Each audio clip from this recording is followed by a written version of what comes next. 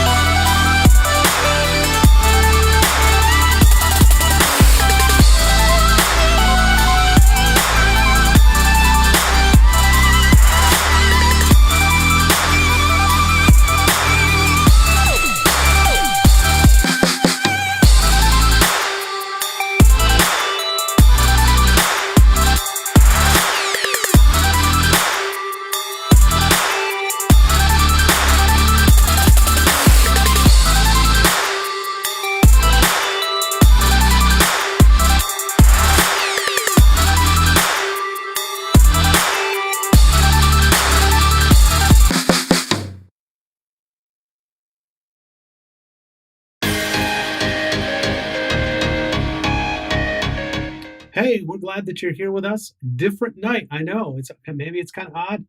I'm expecting maybe some people totally forgot. We tried to send a text or those kind of things to remind you, but we are here. So say hi to us in chat so that we know you're here. Take a moment and say hi in chat. So Thursday nights, because Sunday night we actually met live in person and played a little redneck golf and had a little message, those kind of things. We're going to do that again this week. We're not going to play redneck golf. We're going to play a different game, but Sunday at 7. So I want to invite you to that so you can be part of that. A couple other things that I want to remind you of is, of course, we have our social media stuff happening. So take a moment and there it is down there at the bottom. Take a moment and uh, follow us on those social media platforms so you know what's going on and you want to be aware of that. Also, we're on Discord. For those of you that are on Discord, you'll see that information down there. You can join us on Discord. All the announcements and what's happening and what's going on, all that stuff is on Discord, as well as all our social media kind of things. We do still have life meetups for those of you that have been part of that, or maybe you never have and you're bored, or it's like 90 degrees out and you want to join us, or maybe it's raining so you can't be outside. But on Tuesdays at 2, we're on Zoom and you can join us there. We hang out, play a few games, those kind of things.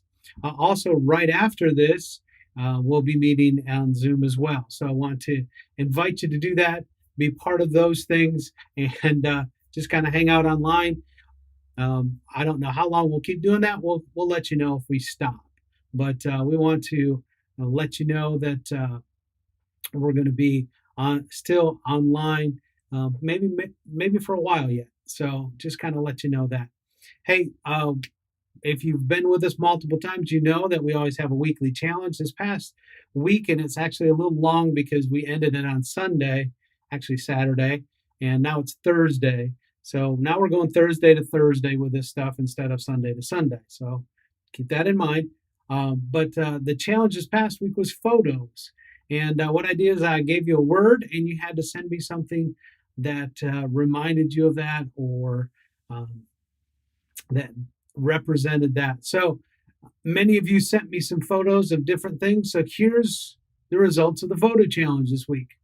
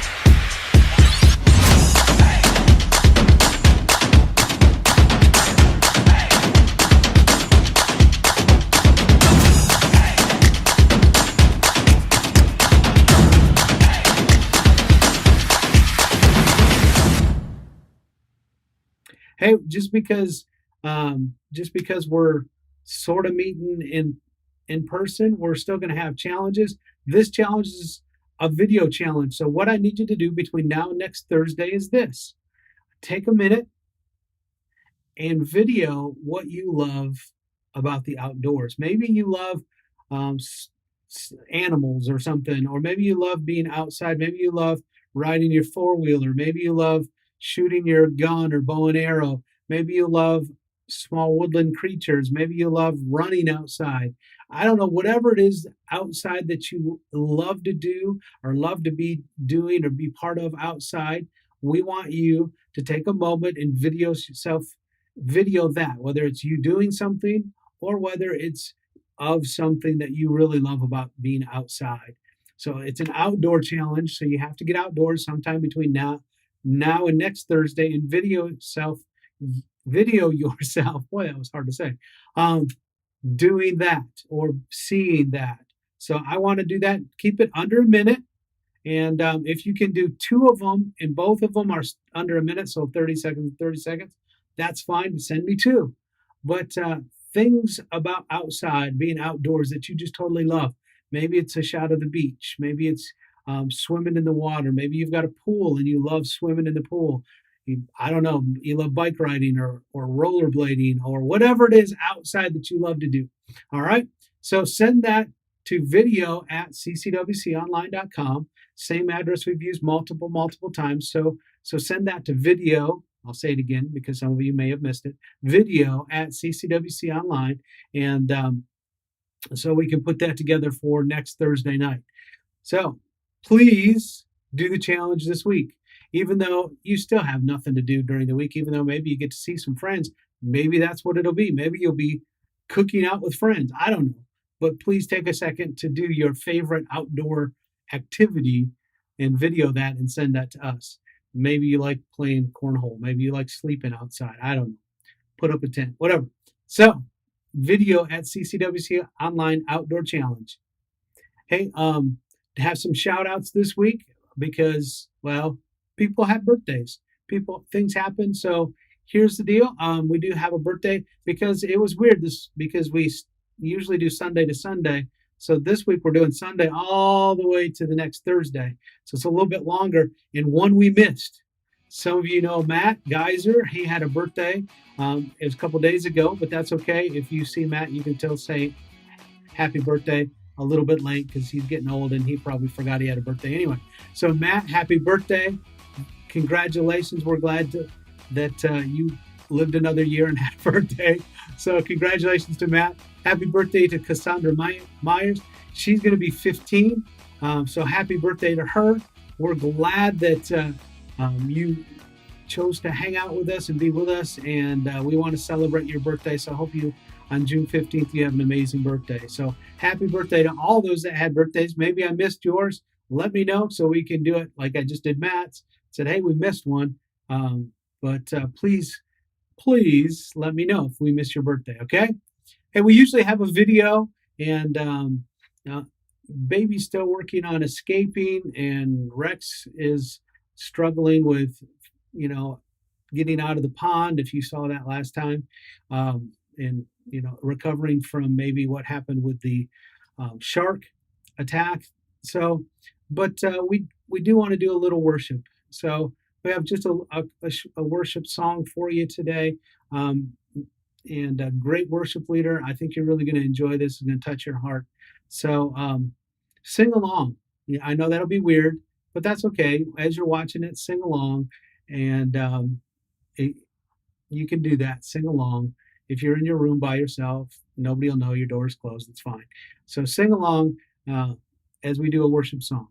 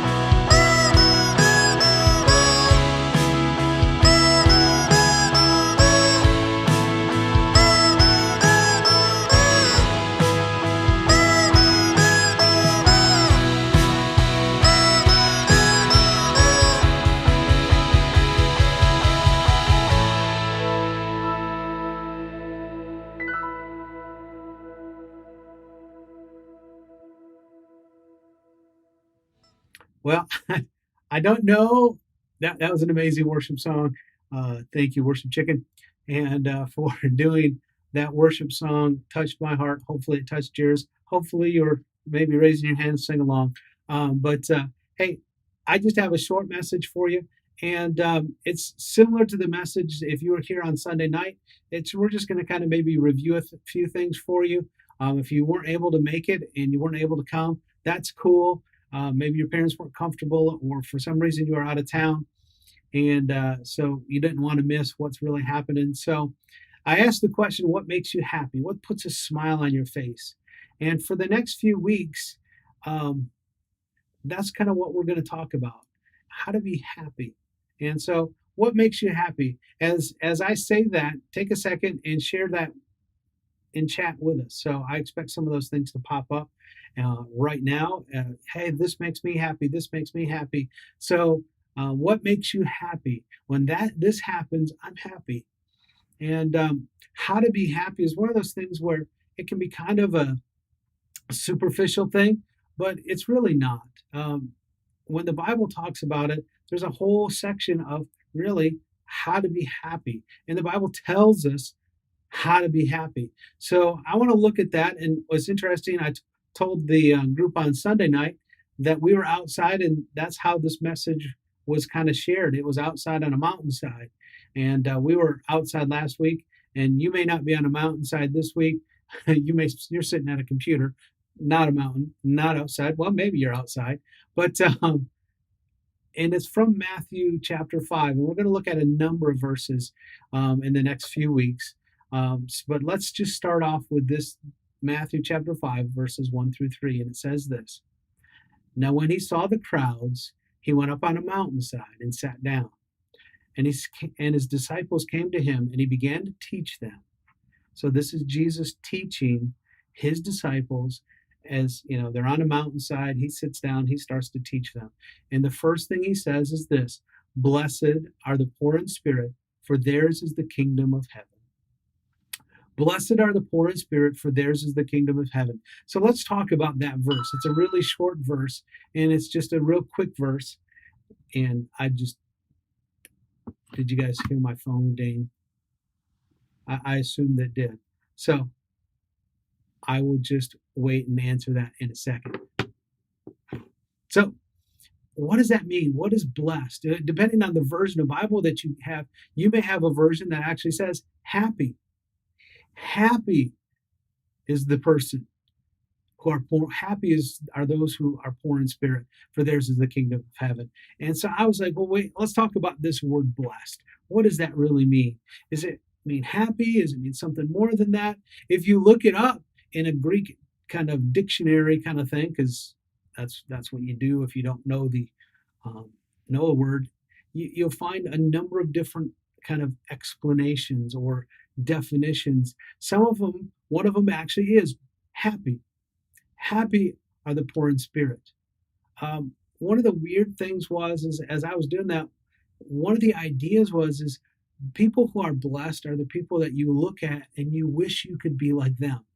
So happy or blessed or I wish I was like them or to be congratulated are those kind of people. Now, I don't know if you've watched ESPN. They didn't have any sports for like quite a while now, and but they did this whole thing on Michael Jordan. And back in the day, Michael Jordan, there was actually Nike commercials where "Be like Mike," and actually that's what it was. Look, this is what I mean.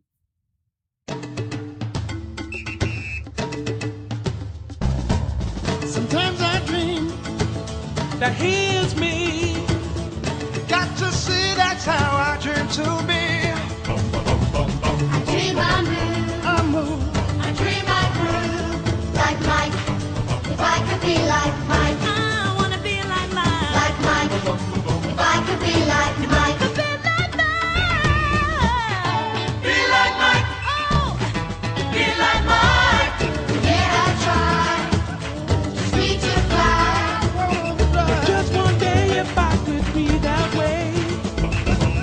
I dream I move, Dream I groove, like Mike, if I could be like Mike. I wanna be like Mike. Like Mike, if I could be like Mike. be like Mike, Like Mike, like Mike, if I could be like Mike. And really, those people wanted to be like Mike. They were like, I want to be like Michael Jordan. I want to have the sports ability, kind of have the life that he has. And it seems like this amazing life. And what's interesting is when we talk about being blessed, that is kind of the concept that you have this amazing, wonderful, happy, good, rich, full life. It's not just this little kind of, oh, I'm happy, and then something bad happens and I'm not happy anymore. It's there's a quality to your life. There's a quality to how things are going and what's happening that's deep and rich and amazing. And people looked at that time at Michael Jordan and his basketball life and said, man, I want to be like that. I wish I could be like that. And when it says blessed here, as we look at this in the next few weeks, people who are blessed are people who a lot of other people would look at and say, man, I wish my life could be that good. Not necessarily that everything's wonderful or everything's perfect in their life, but there's a quality about their life that is to be wanted, it's desired. I mean, I wish I had that. And I told the group on Sunday night, there's this guy named Viktor Frankl. He was in a Nazi prison camp, actually 2 concentration camps, lived through them. And he discovered that it wasn't about necessarily happiness, but about meaning. And that people who pursued meaning had the byproduct of being happy. And what's interesting to me is these verses kind of share that as well, that as we pursue these other things, this week we're going to talk about being poor in spirit. As we're poor in spirit, the byproduct of that or the result of that is we become blessed, we become happy, we have this quality of our lives. So as we go through these, to get this blessedness, to get this happiness, we need to pursue these other things, to be these other things. So what are those things? So the first one it talks about is this, being poor in spirit. Blessed are the poor in spirit. What does that mean? Poor in spirit, it means this. It means that we realize that spiritually we are totally helpless and we need God's help. As a matter of fact, the word poor there is the same word that they would use for a beggar. Someone who can't take care of themselves, can't watch over themselves, can't provide for themselves. So they have to look at other people and say, please help me. I can't make it on my own. Please help me. And to be poor in spirit basically means we look at ourselves and realize that we are totally helpless spiritually to be who we're supposed to be, to live the way we're supposed to live. That's kind of it. We are totally and utterly helpless. It's interesting. there's a place in Alaska called the Mud Flats, and this is an odd illustration, but I think it helps you understand what it really means to be totally helpless. Um, and the story goes like this: back in 1991, which is a long time ago, I know. Back in '91, there was a honeymoon couple. They were on their honeymoon. They rented ATVs in this big mud flat in Alaska, and it's actually really beautiful. And they were on their ATVs out there riding, and things were great. And until she stalled her ATV. And when she stalled her ATV, she did what I would do, what you probably do, is she got off the ATV and she's trying to figure out what she did, try to get it going again. And as she got off, she began to sink. And because of the way the beach is there on the mud flats, it was very muddy, but as the tide comes in and out and leaves water, and there's basically pockets of quicksand. Excuse me. And the quicksand will suck people in. I mean, I know you've maybe watched movies and stuff in quicksand, but literally that's what happened. She began to sink, began to suck her in, and her husband pulls up and said, and was gonna get off, and she's like, no, don't get off. I don't want this to happen. I don't want you to get stuck. And slowly she continues to sink. And there's people there's a road that you can look out, and people are recognizing what's going on. And he runs and calls and gets help, and the fire department comes and they try to get her out. The first attempt, they have hoses and stuff, and they try to loosen the water, the sand water, kind of mix the mud to add more water to it so that she'll come to the top, and that doesn't work. And so that the next idea is they actually called in a helicopter from the Coast Guard Rescue and dropped a line down and tried to secure her and tried to pull her up. By this time, she's about to her thighs. She's sunk that much further. And she, as they're trying to pull it up, I know this is disgusting, but they could actually hear her legs dislocate because she's not moving. So she screams, obviously, and her legs are dislocated. What we also need to understand why this became such a huge issue is because the tide there goes in and out very quickly. And the tide began to come in. And when the tide comes in, literally there are 10, 12-foot waves that come in. And so as they tried to pull her up and her legs, they could not get her out anyway. They actually had to evacuate the area. And so she's stuck as the tide comes in. And the husband is now on the in a safe place with all the firefighters and all the rescue workers and all they can do is watch as the tide comes in